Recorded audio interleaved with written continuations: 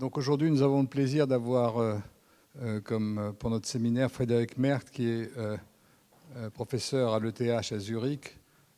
Comme personne n'est parfait, c'est en chimie et pas en physique qu'il a une chaire, mais vous allez voir que ce qu'il fait est vraiment de la physique. Et donc il a fait une thèse à Cambridge, en Angleterre, sur la spectroscopie UV, et ensuite plusieurs stages de postdoc, dont un à Stanford chez Dick Zare, un autre chimiste bien connu, qui fait également de la spectroscopie, qui a vraiment des rapports très étroits avec les problèmes de physique auxquels nous nous intéressons. Et donc, depuis qu'il est à l'ETH, il s'intéresse, donc Frédéric Merck s'intéresse à la physique des atomes de Rydberg, et en particulier la possibilité de les manipuler avec des champs électriques et magnétiques, et sur des atomes de Rydberg de systèmes vraiment fondamentaux.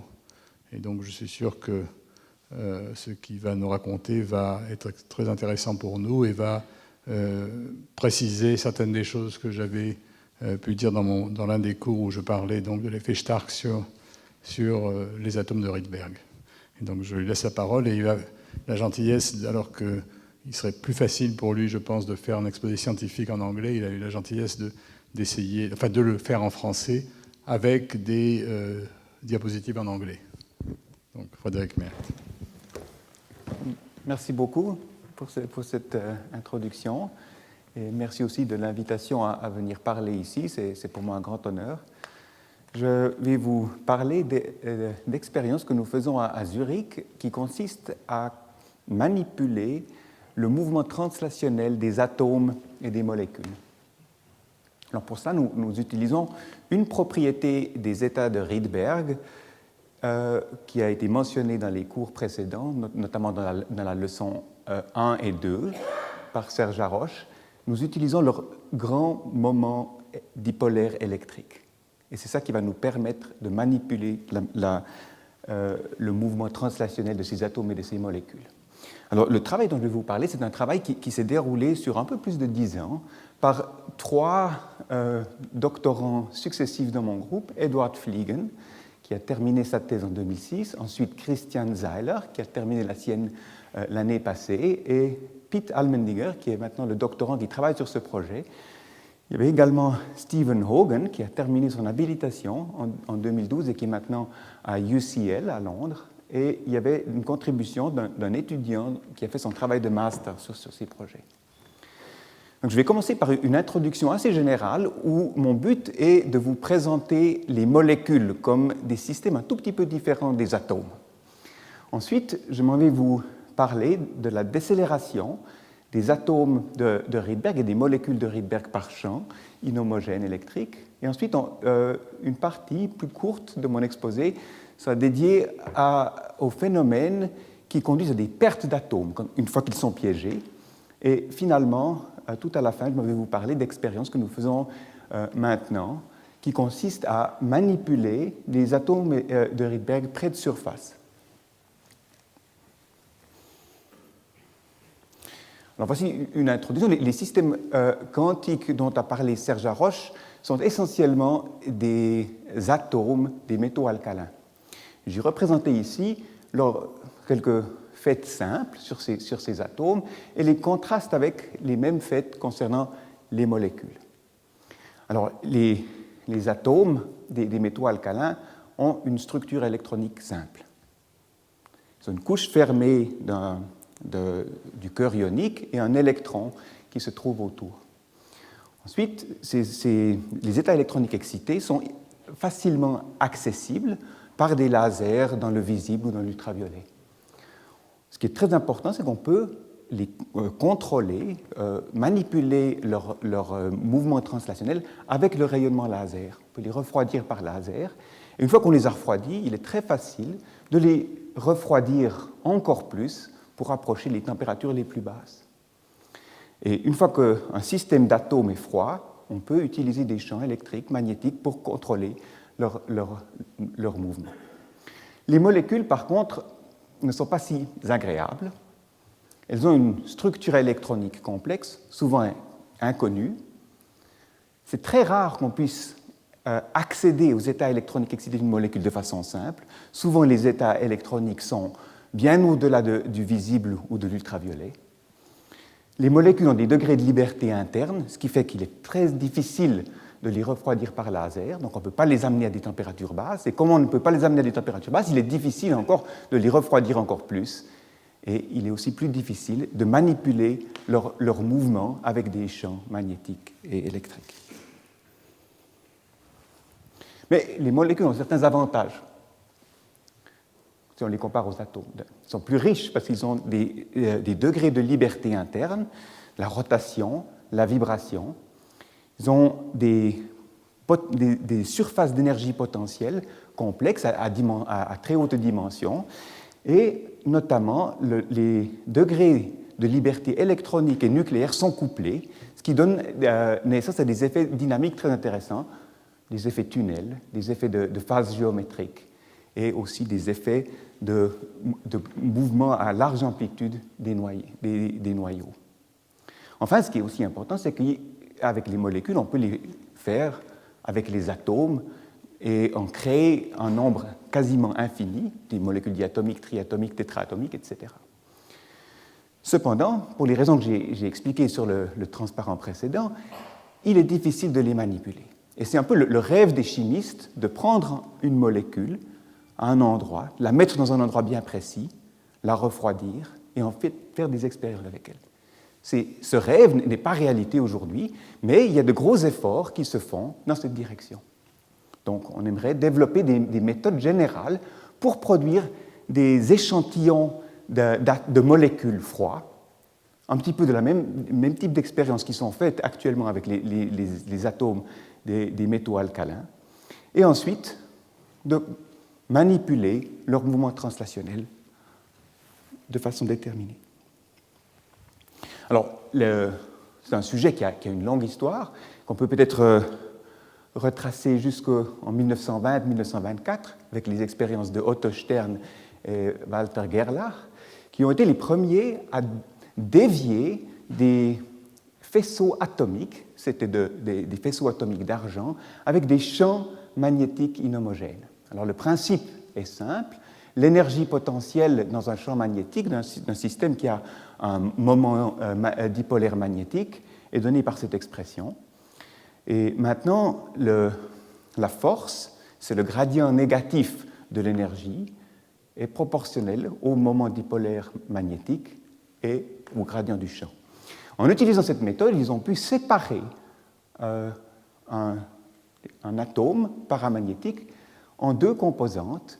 Une des composantes, ce sont les états qui cherchent un champ bas, ce low Feeking state, je ne sais pas comment on dit en français, chercheur de champ bas, et ces atomes se déplacent dans la zone où le champ est le plus faible, ainsi que les chercheurs de haut champ qui se déplacent là où le champ est élevé, ce qui donne lieu à cette séparation. Des expériences similaires ont été faites avec des molécules déjà dans les années 1950, et c'est ça qui a donné la réalisation des premiers systèmes Maser. Et le principe est le même. On utilise ici l'ammoniac, 4 atomes, qui a un mouvement tunnel entre deux structures, et ce qui donne naissance à un doublet pour tous les états rotationnels de l'ammoniac. Et de ces deux états, quand on les couple par le champ, l'un monte en énergie, l'autre descend. Ça, c'est le chercheur de bas champ, ça, c'est le chercheur de haut champ.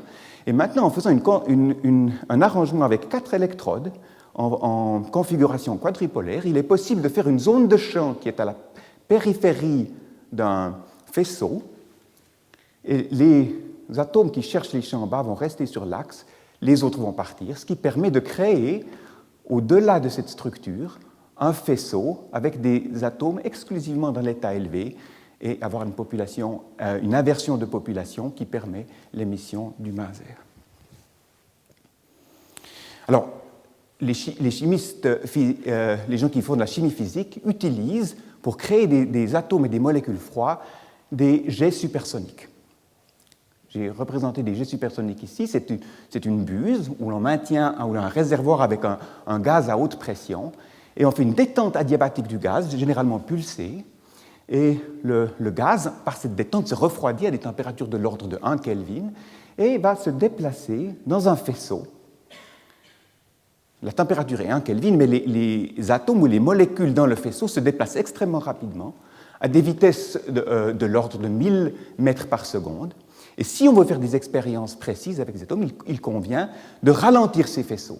Et ceci est fait depuis à peu près maintenant 15 années en utilisant les mêmes arguments que je vous ai présentés tout à l'heure, des champs électriques inhomogènes et l'effet Stark pour des molécules dipolaires, comme OH, ou l'effet Zeeman, comme dans les expériences de Stern et Gerlach, pour des atomes ou des molécules paramagnétiques, ici l'oxygène dans son état triplet, ici l'hydrogène, l'atome d'hydrogène dans son état doublé.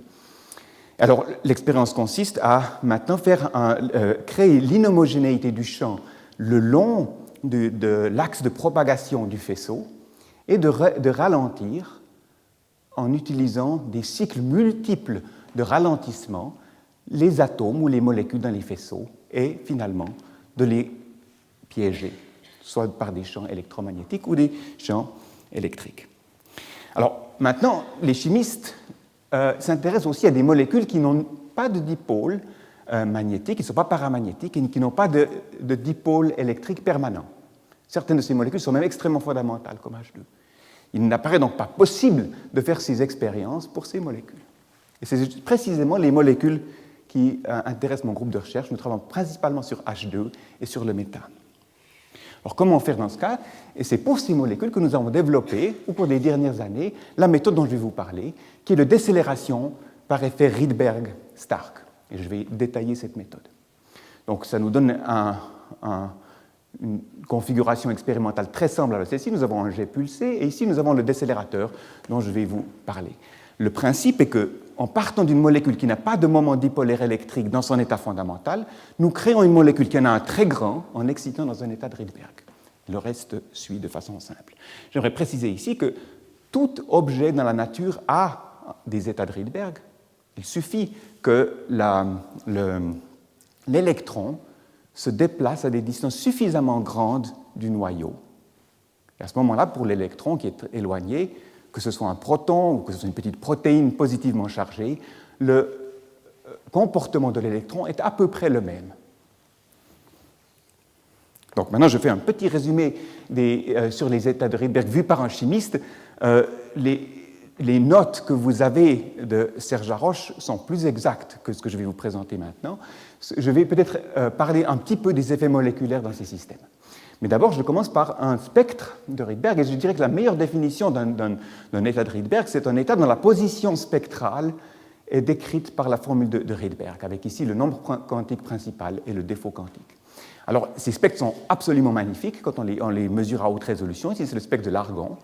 Et on voit ici deux séries qui convergent à la limite d'ionisation, et on voit tout de suite la formule de Rydberg ici. On voit qu'il y a deux séries qui ont des défauts quantiques un petit peu différents. On peut résoudre ces séries jusqu'à des nombres quantiques principaux très élevés, et à toute valeur de n, il y a cette régularité, en tout cas dans les atomes. Alors, je viens de suite, il est nécessaire que je mentionne le fait que 5 ans avant la dérivation de la formule de Rydberg, une formule a été dérivée par Balmer en Suisse, et c'est en fait la formule de Balmer qui est le départ de la physique des états de Rydberg. Alors, la façon dont on se représente ces états de Rydberg a été présentée de façon détaillée par Serge Haroche. Ce qu'on peut dire, c'est que les états peuvent se représenter dans le modèle semi-classique de Bohr et Sommerfeld. Pour des états à haute valeur du moment angulaire cinétique, le mouvement de l'électron est à peu près circulaire. L'électron ne revient jamais dans la zone du noyau positif ou du cœur positivement chargé. Pour des états à bas valeur de L, les trajectoires sont elliptiques et à chaque période, l'électron fait une excursion dans la région immédiatement proche du cœur. Mais les grandes distances, surtout dans le cas des trajectoires circulaires, la grande distance entre l'électron et le cœur implique l'existence d'états de Rydberg dans les molécules, pour les raisons que j'ai expliquées tout à l'heure. Alors, les propriétés, les tables de propriétés sont dans vos notes de cours. Il y en a une seule que j'aimerais ici mentionner, qui est importante pour ce que j'ai à vous dire tout à l'heure. C'est le moment dipolaire électrique induit par un champ électrique, qui est proportionnel à n carré. Plus exactement, c'est 1,5 fois la charge de l'électron fois le rayon de bord. À n égale 25, qui correspond à peu près aux états que nous utilisons dans nos expériences, le moment dipolaire est de l'ordre de 3210 bails ou 1350 unités atomiques. Alors, énergétiquement, on peut avoir une première vision des états de Rydberg dans les molécules en commençant par l'atome d'hydrogène où tous les états sont dégénérés parce qu'il n'y a qu'un proton, il n'y a pas d'électron interne. Dans les atomes des métaux alcalins, il y a des couches internes, ce qui fait que les électrons de Rydberg qui pénètrent dans ces couches sont déplacés en énergie, ce qui est expliqué par le défaut quantique énergétiquement. Et alors, dans les molécules, on peut utiliser ce modèle, mais on doit se souvenir qu'une molécule a de nombreux degrés de liberté interne, des degrés de liberté interne rotationnels, vibrationnels, et qu'à chaque état quantique d'un ion convergent des séries de Rydberg, des séries pénétrantes et des séries non pénétrantes.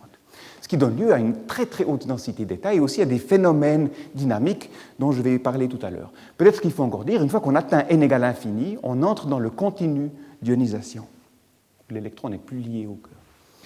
Alors, pour expliquer un petit peu la différence entre les atomes et les molécules, je vous montre ici ce transparent qui montre deux spectres qui ont été mesurés par Gerhard Herzberg, qui était probablement le plus grand spectroscopiste qui a jamais existé. Il a mesuré, alors qu'il était encore en Allemagne, le spectre de Rydberg de l'atome d'hydrogène, et il était très fier d'avoir pu résoudre les raies successives jusqu'au-delà de n égale 10. C'était en 1927. Il a fallu plus de 40 ans pour qu'il réussisse à faire des expériences similaires dans H2 et en tout cas et d'interpréter le spectre dans H2. C'est le travail de Gerhard Herzberg et Christian Huygens qui aujourd'hui est en France le grand spécialiste des états de Rydberg moléculaires. C'est un théoricien. Alors, le spectre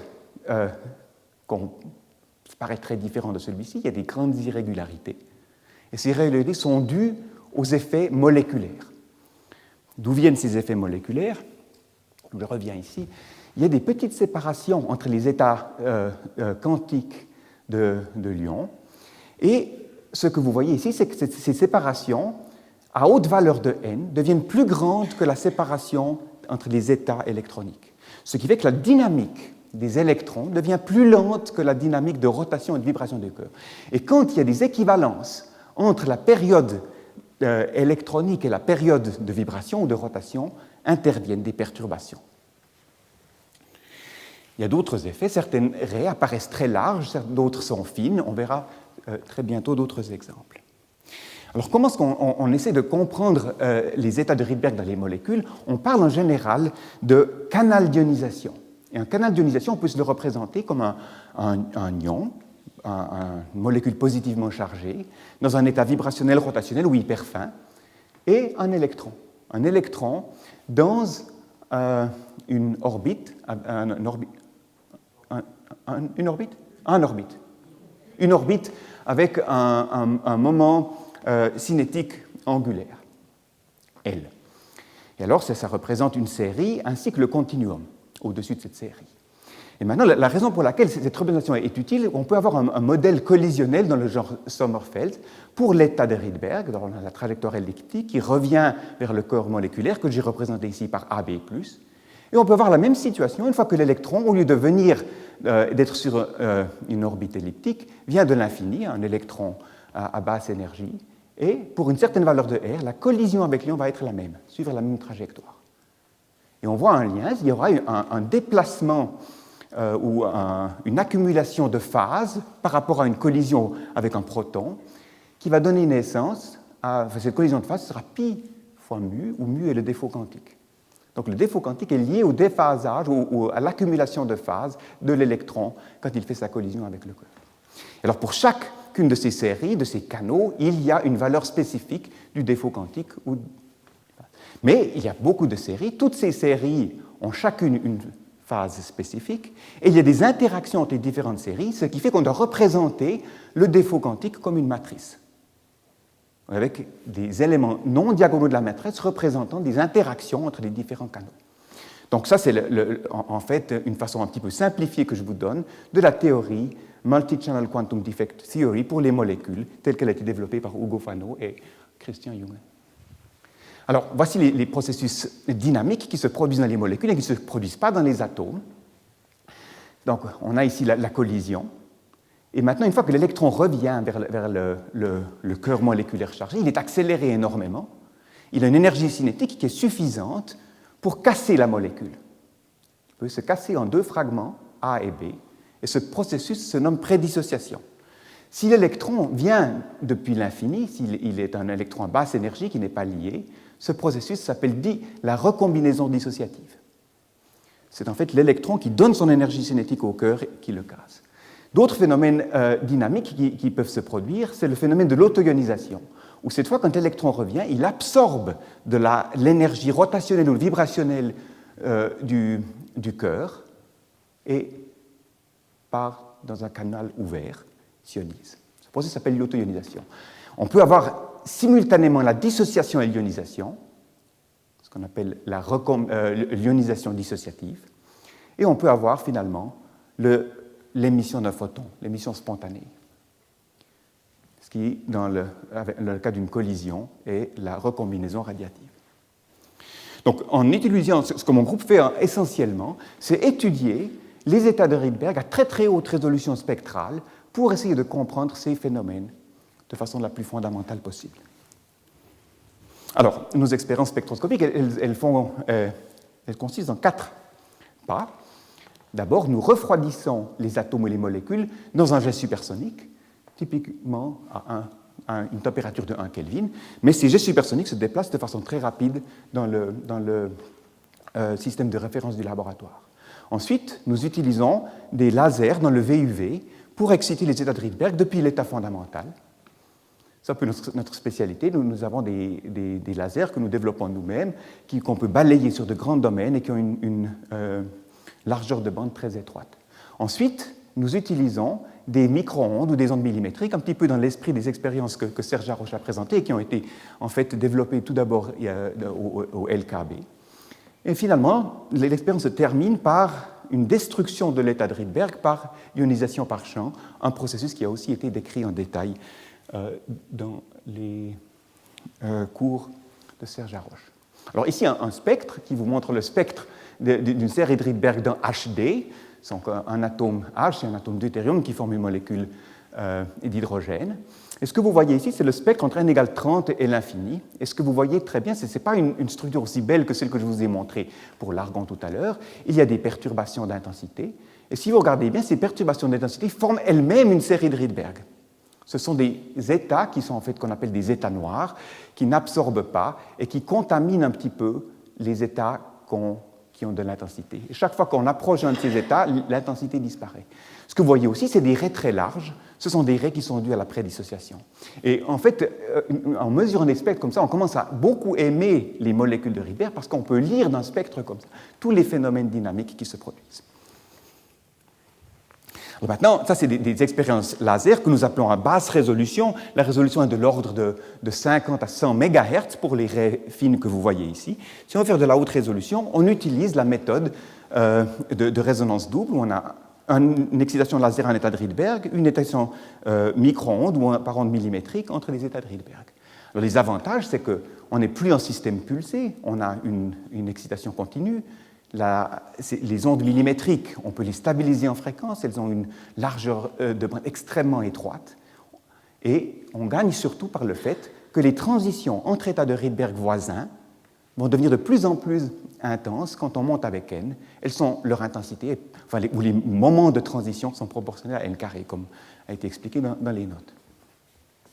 Alors, quand on fait des mesures, ça c'est l'exemple, l'expérience qui était indiquée sur le transparent précédent, c'est transition entre n égale 64S et 71P, et ce que vous voyez, c'est ce qui se passe quand on réduit l'intensité des ondes millimétriques de l'ordre de 0,5 mW par centimètre carré à une intensité qui est immesurable, et la raie n'arrête pas de devenir plus étroite. En fait, au début de ces mesures, nous avons l'impression qu'on n'allait pas réussir dans ces mesures parce que toutes nos raies étaient larges. Et en fait, c'est par hasard, une fois, on a oublié un livre devant l'émetteur d'ondes millimétriques qu'on a par hasard obtenu des raies étroites, et ensuite on a été à la bibliothèque très régulièrement pour avoir une raie de plus en plus étroite.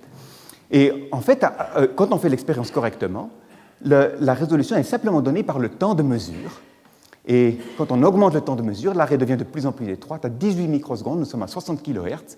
Et c'est à ce moment-là une limite pour nous. C'est le moment où notre jet, la vitesse de notre jet, emporte les molécules au-delà de la zone de mesure.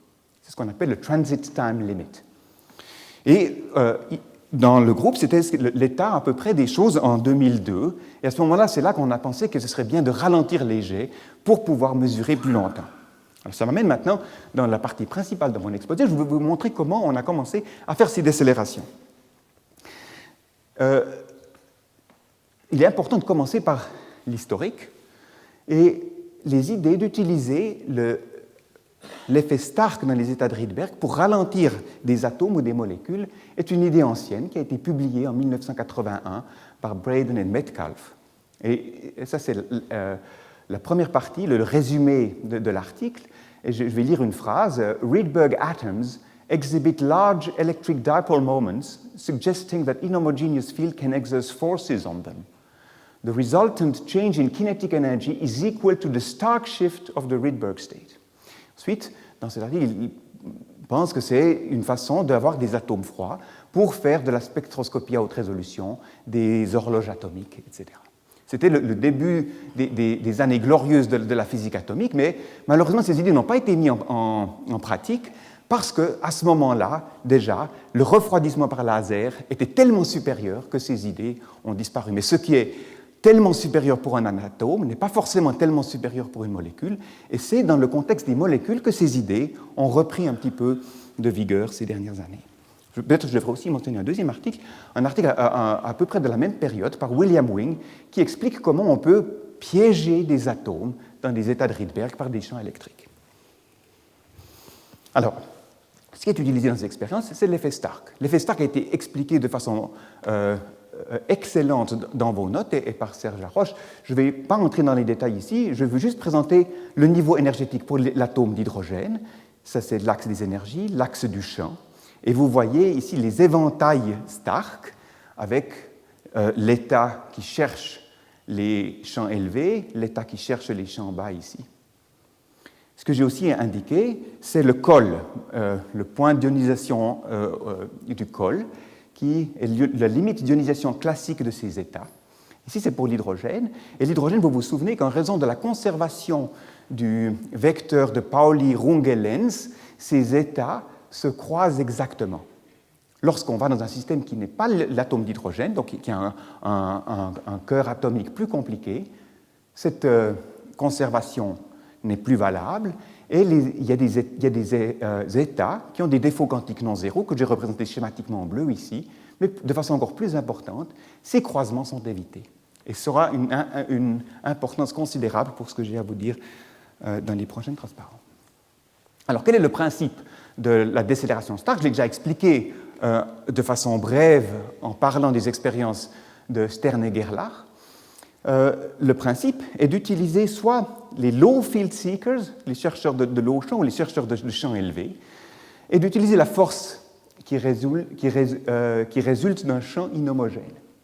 Alors, l'énergie Stark est donnée par cette expression, le produit scalaire du moment dipolaire et du champ. Et la force, c'est moins le gradient de cette expression, donc c'est proportionnel au gradient du champ et au moment dipolaire électrique. Alors, en faisant un petit calcul, on prend n égale 30, on peut calculer le moment dipolaire électrique avec cette expression pour un des états extrêmes, c'est de l'ordre de 3000 dBi, ou 1300 unités atomiques. Et maintenant, pour un champ inhomogène, pour un gradient de champ qu'on peut très facilement réaliser dans le laboratoire, de 3 kV par cm², on obtient, pour un atome d'hydrogène, une accélération de 2 fois 10 puissance 8, par simple calcul.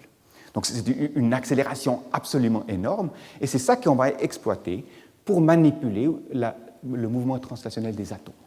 Alors, la première personne qui a réalisé des expériences de ce type, c'est Tim Softley, où il a utilisé le champ d'un dipôle, ici c'est deux fils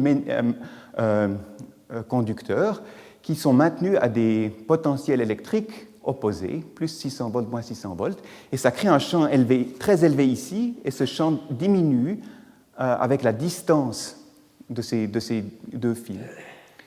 Et alors, en passant un faisceau atomique dans un état de Rydberg, de krypton, ici, les états qui cherchent les champs bas vont monter, les états qui cherchent les champs hauts vont descendre, et en fait, on peut, par spectroscopie, d'abord identifier tous les états Stark, et ensuite, pour chacun des états Stark, mesurer leur déflexion. Et on voit très bien ici que les états qui cherchent les champs bas sont ceux-ci.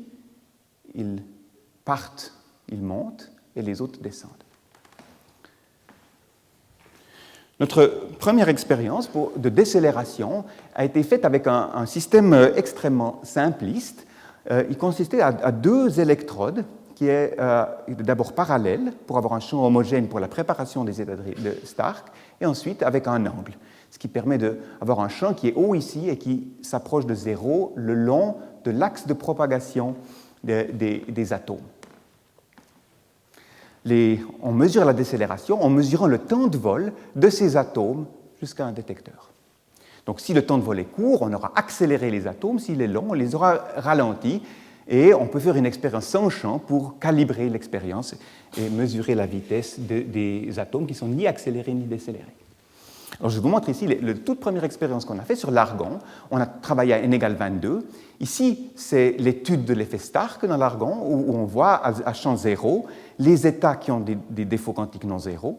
Et quand on augmente le champ, on voit les états Stark non pénétrants qui ont un effet Stark linéaire, et dont a parlé Serge Haroche.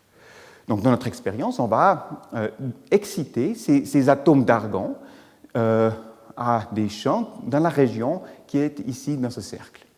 Dans la première expérience, on va exciter juste en dessous du premier croisement de ces états, l'état bleu et l'état rouge.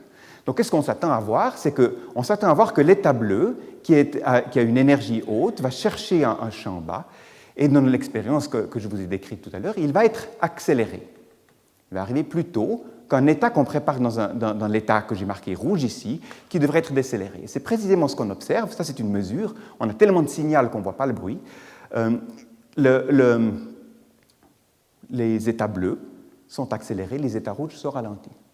On a fait, malheureusement, en voulant reproduire cette expérience, un jour plus tard, l'expérience a un champ un tout petit peu différent, et on a tout d'un coup obtenu le résultat opposé. Et le fait est qu'il y a un croisement et que ces croisements sont des croisements évités et qu'ils sont traversés de façon adiabatique lorsque les atomes passent d'un champ élevé à un champ bas. Donc en préparant cet état bleu à champ élevé, alors que l'atome passe d'un champ haut à un champ bas, il va faire une transition dans l'état rouge et il va être décéléré. Donc ici, on voit un exemple de l'importance de ce vecteur de Runge-Lenz-Pauli.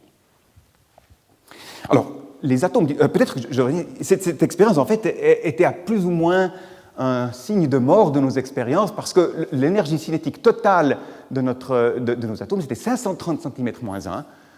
Tout ce qu'on a réussi à faire, c'est ôter 9 cm-1. C'est des unités spectroscopiques, peut-être que je devrais mettre. Il y a une craie où je puis donner les équivalents d'énergie.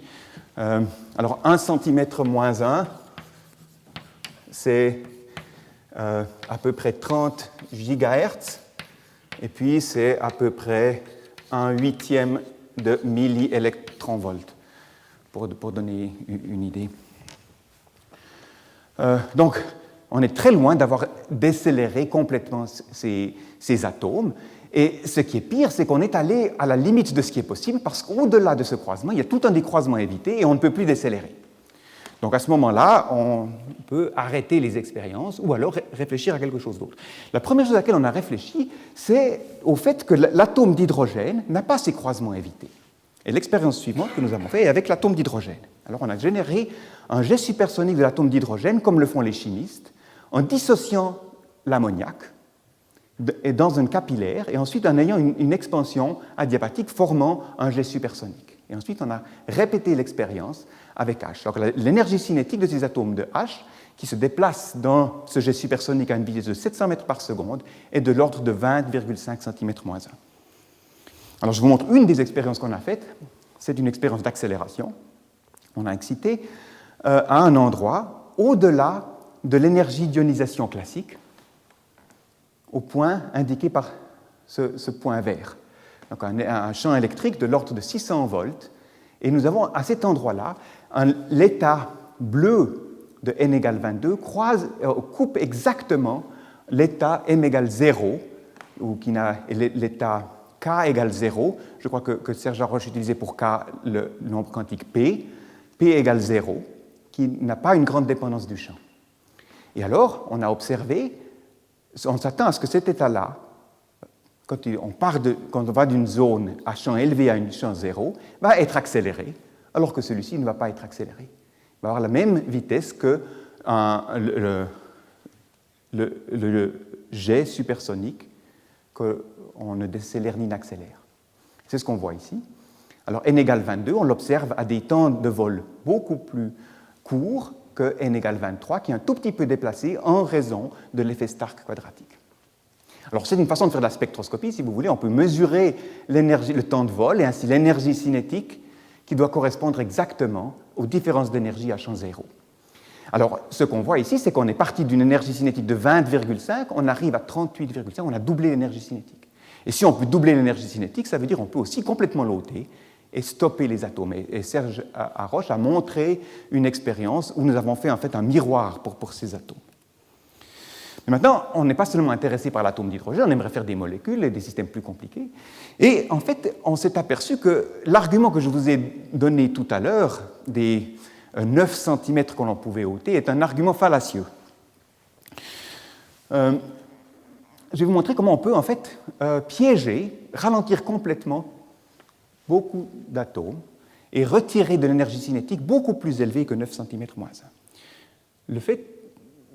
Le point important, c'est qu'on doit utiliser des champs inhomogènes qui dépendent du temps. Alors voici le principe de l'expérience. Nous allons utiliser maintenant, plutôt que le dispositif primitif que nous avions tout à l'heure, 4 électrodes en disposition quadrupolaire. Et on va exciter nos atomes dans une région où il y a un gradient du champ très élevé. Ici, il y a 45 volts, moins 45 volts sur l'électrode 2, moins 1000 volts ici et plus 1000 volts ici. Ça produit un champ très élevé ici, un champ faible ici et un gradient très important ici. Et les atomes se déplacent dans cette direction. En se déplaçant, ces atomes vont perdre de leur énergie en montant, en allant dans une zone où le champ est plus élevé. Si on ne fait rien, ces atomes vont être ionisés, parce qu'ils vont tout d'un coup avoir un champ, percevoir un champ qui est trop élevé. Alors ce qu'on fait, on diminue graduellement le potentiel électrique que l'on met sur ces deux électrodes. On le réduit de telle sorte que les atomes soient sujets toujours à un champ à peu près le même, mais que le gradient du champ soit maximum. Donc on peut faire une décélération à champ constante parce que la force est proportionnelle au gradient du champ. Alors quand on fait l'expérience de façon élégante, ce qu'on fait, on diminue la valeur du champ et on le laisse aller de façon exponentielle à une valeur qui donne un piège quadratique. Et on peut calculer les trajectoires et précalculer cette fonction pour que les atomes terminent au centre du piège. Une fois qu'ils sont au piège, on ne peut plus les détecter. Alors ce qu'on fait, on utilise l'ionisation par champ, on va changer les potentiels sur ces électrodes, créer un large champ qui va extraire les ions et qu'on va détecter. Cette méthode nous permet aussi de déterminer la position des ions dans ce dispositif, comme l'a expliqué Serge Haroche. Alors, le piège électrostatique qu'on a des caractéristiques. On fait 6 électrodes, ce sont les 4 électrodes, 1, 2, 3, 4 dont je vous ai parlé tout à l'heure. On met ce qu'on appelle 2 end caps qui nous permettent d'avoir un piège aussi dans cette dimension. La dimension du piège est beaucoup plus longue dans cette direction pour des raisons d'adaptation aux propriétés de notre jet supersonique. Et ensuite, on a un dispositif pour mesurer les images une fois qu'on a extrait les ions du piège. Alors voici les résultats expérimentaux. Ce qu'on voit ici, c'est le nuage qu'on a mis dans le piège et comment ce nuage évolue en fonction du temps dans le piège. Alors on commence à 35 microsecondes et on voit qu'entre 35 et 100 microsecondes, ce nuage va osciller. Et c'est simplement du fait qu'une oscillation en raison du potentiel du puits. Alors ce que cette expérience a démontré, c'est qu'on arrive à stopper un jet supersonique d'atomes de H en 1,8 mm en 5 microsecondes et l'accélération dont je vous ai parlé tout à l'heure. Maintenant, une fois que les atomes sont dans le piège, on peut se demander, mais qu'est-ce qui se passe avec ces atomes? Est-ce qu'ils vont rester pour toujours? Et ce qu'on voit, c'est qu'en fait, les atomes, on en perd beaucoup dans les 100 ou 150 premières microsecondes, et ensuite, on les perd de façon exponentielle. Et la période, enfin le temps, est de 135 microsecondes. C'est une échelle logarithmique. Ce qui nous a surpris, c'est qu'on faisait des mesures à n égale 25, à 30, à n égale 35, et on avait toujours 135 microsecondes. Et si vous avez suivi les cours de Serge Haroche, il est clair que les durées de vie d'un état de Rydberg doivent augmenter très rapidement avec n. Ce n'est pas ce que nous observons dans ces expériences. La durée de piégeage est indépendante du n qu'on a préparé. Je vais revenir à ça tout à l'heure. Donc, une petite conclusion intermédiaire. Donc, ce que ces expériences ont montré, c'est qu'en utilisant des champs dépendants du temps, on arrive à décélérer et piéger des atomes H, mais d'autres. On arrive à avoir des accélérations extrêmement larges. Le piège électrostatique qu'on va voir peut être profond. Il est de l'ordre de plusieurs Kelvin. On peut l'augmenter à 10 Kelvin si on veut. Et en fait, des mesures que je n'ai pas montrées, mais on peut mesurer la température. Elle est de l'ordre de 150 millikelvin et on a des densités d'atomes de Rydberg de l'ordre de 10 à la puissance 6 à 10 à la puissance 7 par centimètre cube. Ça, je vous l'ai dit, on était surpris de voir que les durées de vie ne dépendent pas de n et qu'il semble que les temps durant lesquels on arrive à maintenir les atomes dans ces pièges sont limités par des processus, peut-être des processus de collision ou des processus radiatifs. Maintenant, je voudrais vous montrer comment on fait ça avec des molécules. Les molécules sont plus compliquées pour les raisons que j'ai décrites tout à l'heure. Et lorsqu'on a proposé de faire ces mesures, tout le monde était très pessimiste. On nous disait que les états de Rydberg des molécules ont des durées de vie trop courtes à cause de la prédissociation, il y a trop de canaux d'ionisation et d'interaction, il y a des croisements évités. En fait, toute la liste des conseils qui ont vu de décourager l'expérience. Alors, il y a une solution toute simple à ce problème, une solution d'ailleurs qu'on peut déduire des notes que vous avez. Il suffit de faire des expériences avec des états non pénétrants. Alors, ici, je vous montre les arguments qui parlent contre essayer de faire ces décélérations avec des molécules. Je vais utiliser le para-H2. Alors, ça, c'est les 3 premiers seuils d'ionisation de H2, l'état rotationnel fondamental, n égale 2, n égale 4. Et à chacun de ces états, il y aura des séries de Rydberg qui vont converger. Il y a les séries en noir qui convergent à n plus égale 0. Les séries rouges vont converger plus haut, à n plus égale 2. C'est pour ça qu'elles ont des valeurs du nombre quantique principal plus bas. Et il y a les séries bleues qui convergent à n plus égale 4. Dans un spectre, elles sont toutes superposées. On a suffisamment d'informations pour pouvoir calculer ces spectres de façon exacte. Alors, je vais vous montrer des expériences qu'on a faites sur n égale 22, parce que c'est un état relativement isolé. Le problème, c'est que la plupart de ces états sont prédissociés. Alors, comment est-ce qu'on fait pour obtenir un état non prédissociatif d'une molécule? C'est une méthode simple. On peut utiliser une excitation à 3 photons, polarisés circulairement, qui, à chaque étape de l'excitation, vont augmenter m de 1. On part de m égale 0, m égale 1, m égale 2, m égale 3. Si on excite des états de Rydberg qui n'ont pas de rotation du cœur moléculaire, les 3 unités de moment cinétique sont dans l'électron de Rydberg et on a une série F, m égale 3. Et si on fait l'état Stark va garder m égale 3 comme bon nombre quantique. Il va seulement mélanger des états L supérieurs. Mais S, P et D, qui sont les états prédissociatifs, qui sont les états pénétrants, qui font la dynamique, sont exclus.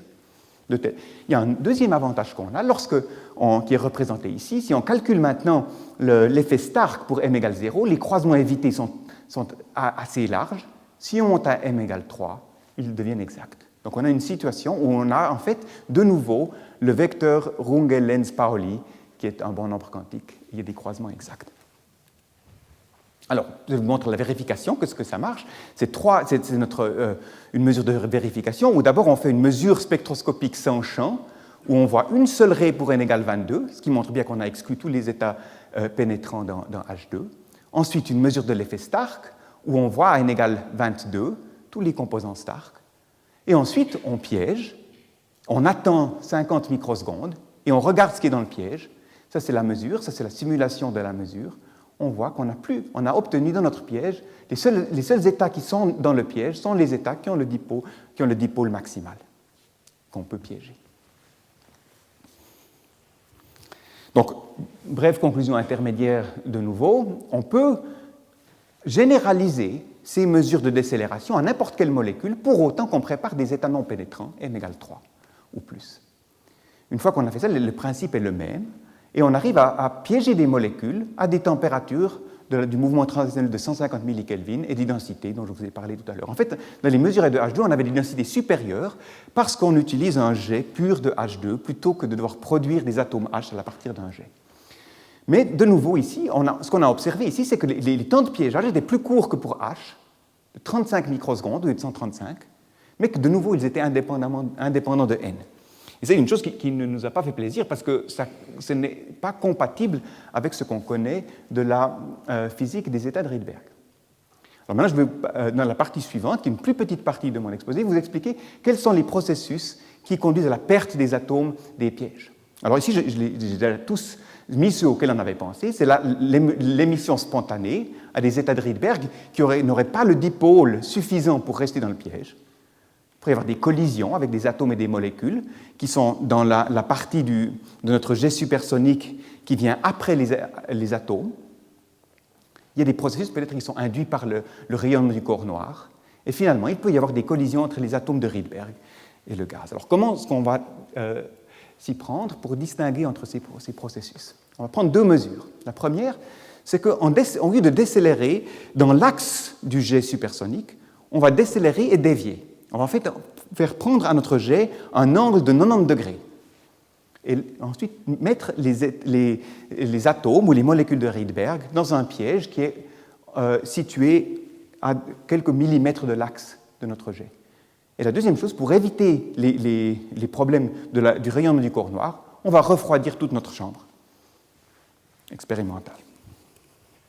Alors, la première mesure, pour faire ça, on a développé un nouveau décélérateur qui a maintenant 6 électrodes. Les 4 sont celles que je vous ai présentées tout à l'heure, où on peut décélérer dans l'axe de propagation du jet, mais en changeant, en utilisant des potentiels dépendants du temps pour ces électrodes, on peut aussi faire que les atomes aient une trajectoire qui les amène dans ce puits. Je ne vais pas expliquer les détails, c'est en fait en utilisant les principes généraux que j'ai expliqués tout à l'heure.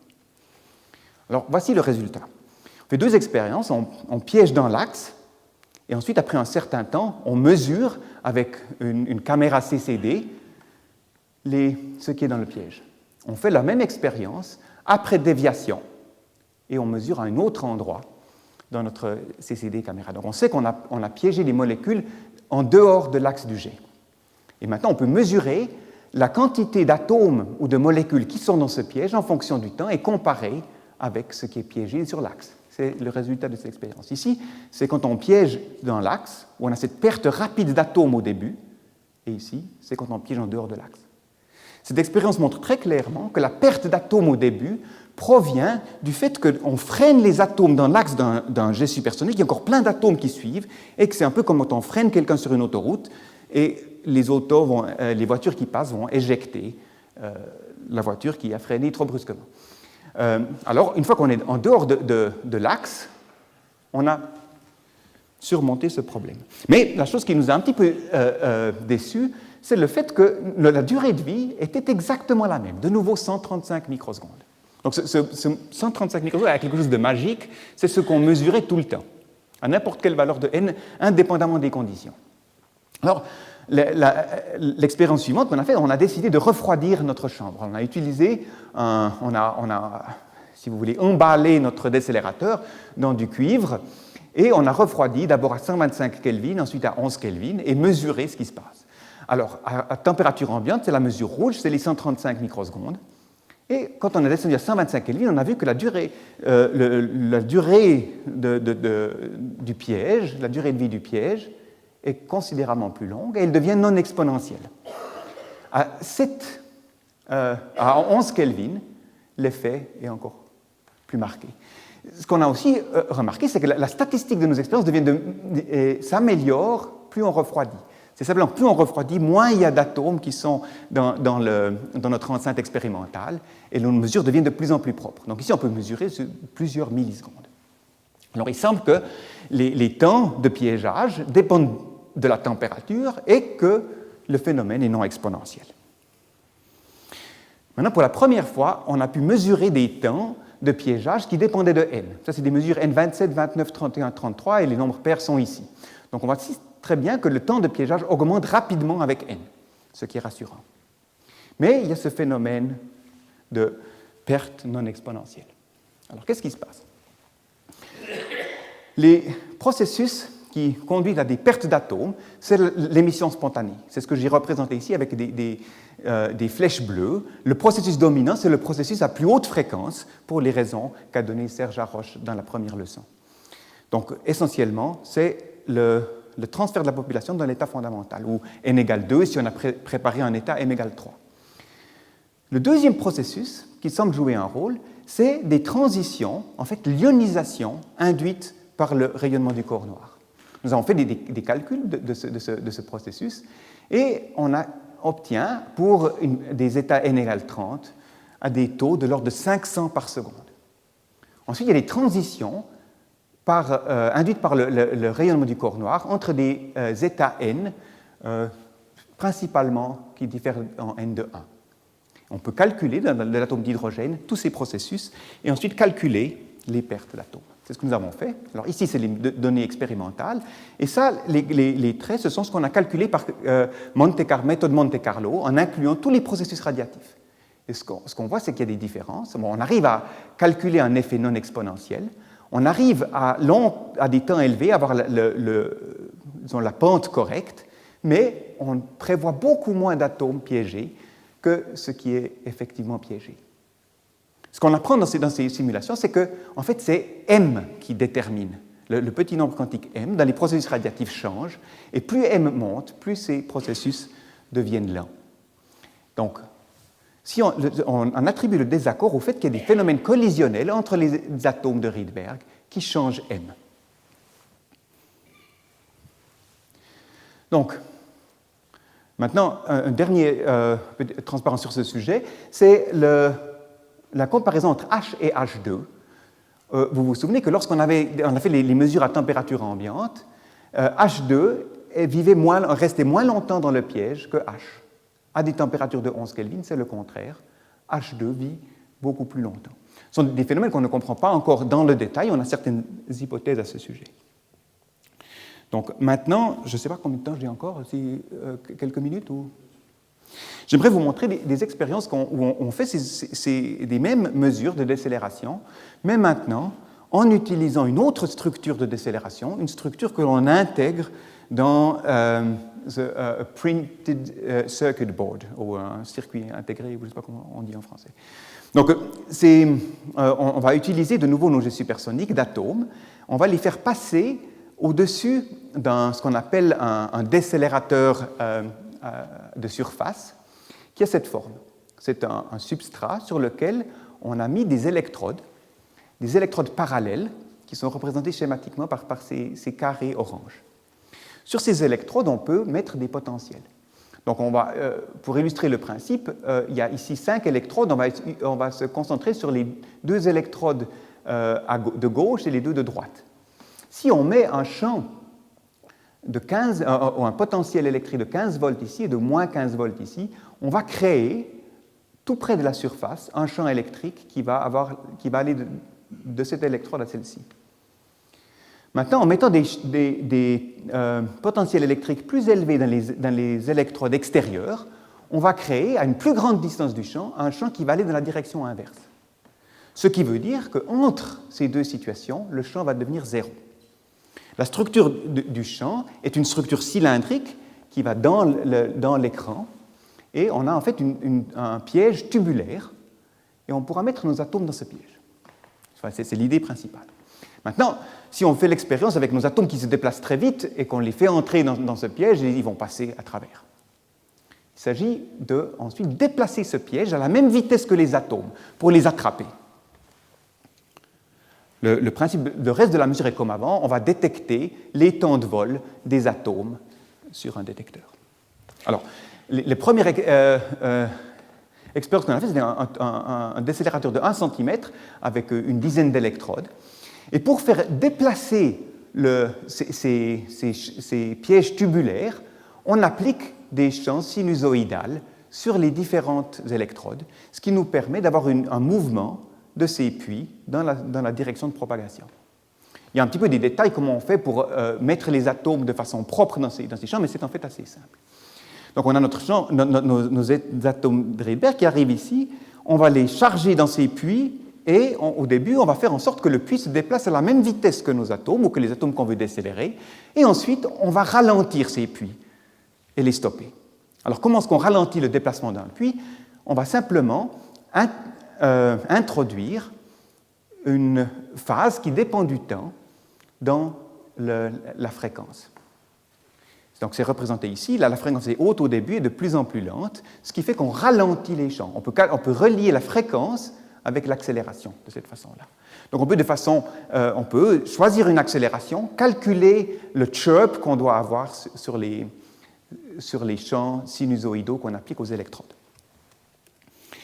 Alors, nous avons fait des expériences d'abord avec l'atome d'hydrogène et ensuite avec l'hélium. Je vais vous parler de l'hélium. Ici, pour l'hélium, on a utilisé 40 électrodes, un décélérateur de 4 cm de long, et on va agir comme je vous l'ai expliqué. Donc on produit l'hélium dans un état métastable par une décharge, et ensuite on va l'exciter dans un état de Rydberg, dans cette zone de champ homogène, et ensuite on va charger les atomes de Rydberg dans ces puits et les faire traverser le décélérateur, et ici on va les détecter et mesurer leur temps de vol.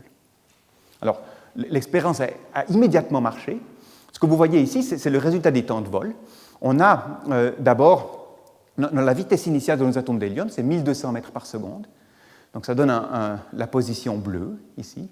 Et maintenant, on va programmer nos fonctions de champ électrique ou de potentiel sinusoïdal pour avoir une vitesse finale de 800 mètres, de 600 mètres, de 400 mètres, de 200 mètres. Et on voit très bien que les atomes vont de plus en plus lentement. On arrive à simuler ça de façon quantitative. Et ce qu'on voit, si on peut maintenant mettre une porte de détection autour de ce temps d'arrivée et mesurer le spectre, et on voit très bien que du spectre total de tous les états Stark que l'on a sans utiliser le décélérateur, on ne sélectionne que les états qui ont le bon dipôle, qu'on met dans le piège. On arrive à piéger, ou ici, c'est qu'on décélère à 400 mètres par seconde. On arrive à piéger. Alors, ça, c'est un détail que je ne voulais pas montrer. Ça, c'est l'expérience de piégeage. Ce qu'on fait, on décélère nos puits, on les stoppe, et après un certain temps, on les réaccélère, et on détecte ce qui ressort, ce qui ressort. Et ce qu'on voit ici, donc le temps, ça c'est quand on décélère à vitesse zéro, réaccélère sans piéger, sans garder le piège à une position stationnaire, on a cette trace noire. Ensuite, on va maintenir les atomes 10 microsecondes dans une position stationnaire, 20, 30, 40, et on voit que ces pics se déplacent. Mais on voit aussi qu'on perd assez rapidement de l'intensité.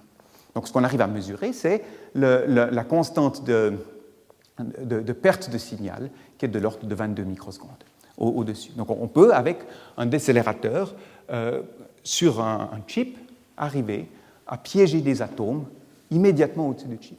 Maintenant, j'arrive à la toute fin de mon exposé où je vais vous montrer ce qu'on est en train de faire en collaboration avec le groupe de Andreas Wallraff, qui est dans le département de physique de l'ETH de Zurich, où notre but lointain est d'étudier le couplage entre des atomes de Rydberg et des structures ou des superconducting qubits qui seraient sur ce qu'on appelle un transmission line resonator. Je ne connais pas la terminologie en français. Donc l'idée, c'est de faire de l'optique quantique entre la phase gazeuse et des structures que l'on peut avoir sur un chip. Donc des expériences similaires sont faites au LKB. Je ne vais pas entrer dans les détails, mais je vais vous montrer l'expérience qu'on a. On a un jet, on utilise l'hélium dans ces expériences. L'hélium pour la raison simple que l'hélium, lorsqu'on refroidit notre système à 3 Kelvin, ne va pas se condenser sur la surface. Enfin, il ne va pas causer des problèmes de champs résiduels qui se forment lorsqu'on a un film d'atomes qui se dépose sur la surface de notre chip. Alors, il est important de contrôler la position des atomes au-dessus de la structure. On fait ça en utilisant différentes collimations, en particulier des lames de rasoir, qui nous permettent d'avoir ça c'est la surface, ça c'est les images de la surface, ici c'est les atomes, et ensuite on a ces lames de rasoir qui bloquent une partie de nos atomes. Et la largeur ici est de l'ordre ici de 0,5 de 500 micromètres. On arrive à faire des expériences à 250 micromètres de la surface en réduisant la largeur de cet espace. Alors, dans les expériences, on utilise l'hélium. L'hélium, on utilise l'état 34, n égale 34, on excite l'état n égale 34p, qui n'a une durée de vie que de 1,8 microsecondes. Alors, quand on laisse passer les atomes, généralement, ils ont déjà disparu au moment où on arrive dans la zone où il y a le chip. Alors, ce qu'on fait, on fait une transition, un pulse pi, pour les transférer dans l'état 34s, qui vit bien plus que 10 microsecondes. Et ensuite, une fois que les atomes sont ici en dessus, on va les retransférer dans l'état P. Et on arrive à faire ces expériences de façon totalement cohérente. Donc ici, ce que vous voyez, c'est le transfert entre 34P et 34S. C'est une émission stimulée. Et ici, une fois qu'on est au-dessus de notre structure, on peut les retransférer à l'état 34P, et à ce moment-là, on perd le signal si on détecte les états S. Et on voit de nouveau l'excitation cohérente parfaite. Alors, je vais finir par une belle image. C'est ce qu'on fait maintenant. Alors, on est maintenant au-dessus d'une surface d'or à une température de 4 Kelvin. Et ce qu'on fait, on fait des excitations de Rabi. Et ce que vous voyez ici, c'est des oscillations de Rabi expérimentales. Au-dessus de cette surface, on est à 250 micromètres de la surface. Et on arrive ici, en fonction du déplacement de fréquence et de la durée du pulse micro-ondes qu'on utilise, voir ces oscillations, sur de l'ordre de 1 microseconde, qui nous montre que les inhomogénéités de la surface ne jouent pas de rôle à des durées de l'ordre de la microseconde. Donc, c'est ici que j'aimerais terminer donc, par des conclusions assez générales.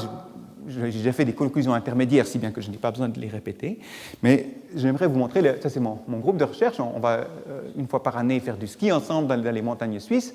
Et j'aimerais mentionner les collaborations que nous avons avec le groupe de Wim Ubax à Amsterdam, de Christian Jungen à Orsay au laboratoire Aimé Cotton et Andreas Wallraff au département de physique de l'ETH. Et je vous remercie pour votre attention.